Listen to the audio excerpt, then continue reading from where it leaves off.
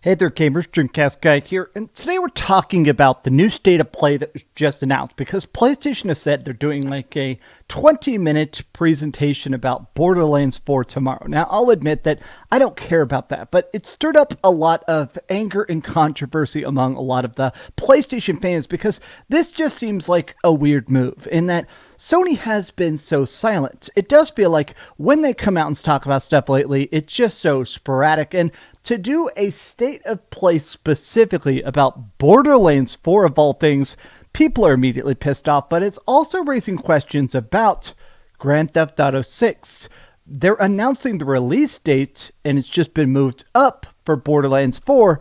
And it does seem like we're about to learn that GTA 6 is very likely coming at the very start of November. But let me try to unpack all this and sort of explore the anger with you. Hi, hope you're having a great day. I am DreamcastGuy, and if you could please give this video a like and subscribe if you haven't already. Now, let me start by breaking this down and kind of explain how it leads to GTA 6 having an earlier release date. Now, this is what they just posted over on Twitter or X, whatever the hell it's called now, but Borderlands 4 is getting its own state of play. Tune in for 20 minutes of new weapons, abilities, and missions. Now, let me be clear. I think this is going to be one of the lowest watched state of plays of all time. It just feels like nobody's really hyped for Borderlands 4. I loved Borderlands 1. I was obsessed with Borderlands 2, just like everybody else. I thought Borderlands 3 was fine. It was a very 8.5 out of 10. It's fun. It was kind of glitchy. It had great guns, and it killed characters I don't think it should have killed. But Borderlands 4, nobody seemed hyped whatsoever. But it's interesting that in a lot of replies, people were like, okay, why not Ghost of Yotei? Why not Death Stranding 2? Death Stranding 2 is coming out in 45 days. Where the hell is that? Where are your priorities? This is just super weird because bring Kratos back to Fortnite. I think doing a state of play of this, it feels like Sony is just buying marketing rights in ways that truly, to me, blow my mind. It just makes no sense. But the extra wrinkle to this is that they announced they are moving up the release dates of GTA. Sorry, I guess technically that's not quite true. What they did is Randy Pitchford, the director, the creator of Borderlands, posted this weird video where he looks slightly coked out, no offense, Randy, and he rambles about the fact that they are basically deciding randomly, for no reason, to move up the release date from September 23rd all the way up to September 12th. Now, this moving up release dates, it does have a sign. Now, in case you didn't know, the people that actually publish, not like direct, not make Rockstar Games. Rockstar Games makes GTA 6, but their parent company is somebody called Take-Two Interactive. Take-Two Interactive also owns Borderlands. So while Gearbox is making Borderlands, Rockstar is making GTA 6, the parent company wants both of these games to have a lot of time to sell, to get hype videos, to actually sit on store shelves and get that attention that these are very expensive games. They wanted to make as much money possible. I think it's pretty obvious that they know, obviously.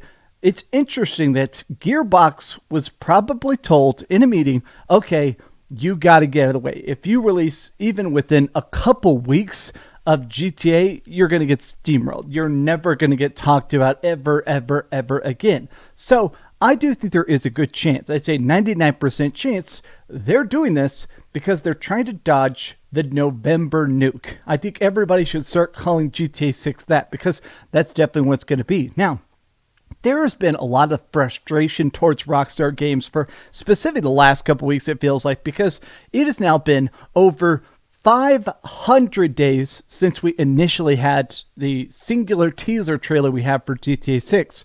We've never gotten another screenshot, another announcement as to the cast members, anything else, like not even memes. Literally just a single 3-minute trailer and nothing else 500 days ago. And a lot of people are saying, okay, this is cool because there is a lot of hype and anticipation, but it's objectively bad marketing. Yes, GTA 6 is going to sell no matter what. GTA 6 doesn't necessarily need constant trailers and flying in YouTubers to play it and talk about their experience, but I do think that part of the fun of video games, and I've talked about this in other videos, it's twofold.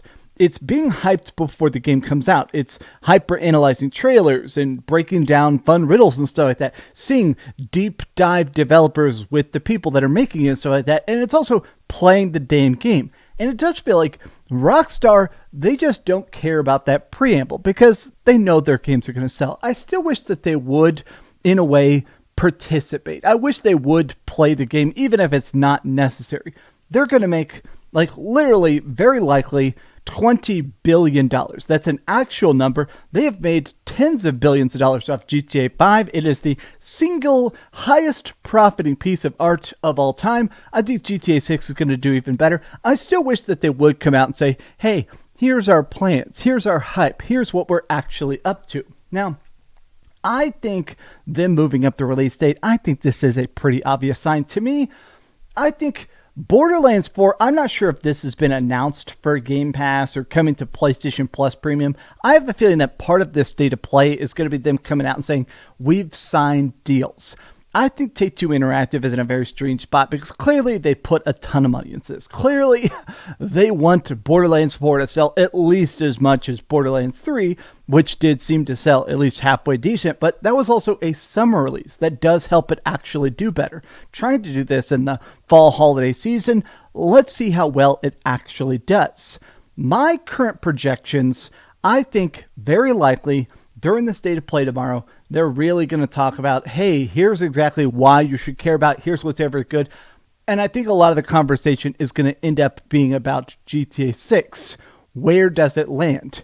I would not be shocked if at some point within the next 2 weeks, literally before May 14th, I think there is a good chance we're going to see an announcement, a new trailer, new details, and an actual release date. Or if not a release date, a timer to the release date for GTA 6. Because at this point, at some point, you got to start taking some damn pre-orders. And time is ticking. But these have just been some off-the-cuff thoughts. How do you feel about GTA 6 and the strange silence of Sony? I've talked about this in other videos, but it does feel weird that I wish that PlayStation would actually hype up Ghost of Yotei. I think that game does look fantastic, but seriously, it is weird to think about the fact that the PlayStation 5 continues to sell like hotcakes. They're finally releasing a PlayStation first-party game, and it's practically crickets.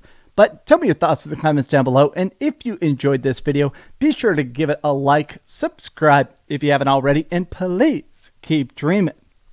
Oh man, if we get a release date here in the next few weeks, I'm just super curious how many release dates come right afterward. It does feel like a lot of companies are kind of trying to dodge the November nuke. And once we get that on the schedule, I think a lot of other games are going to start to slot in around it. I think 2025 has been pretty good so far, honestly. And I think it's about to get a lot more intense.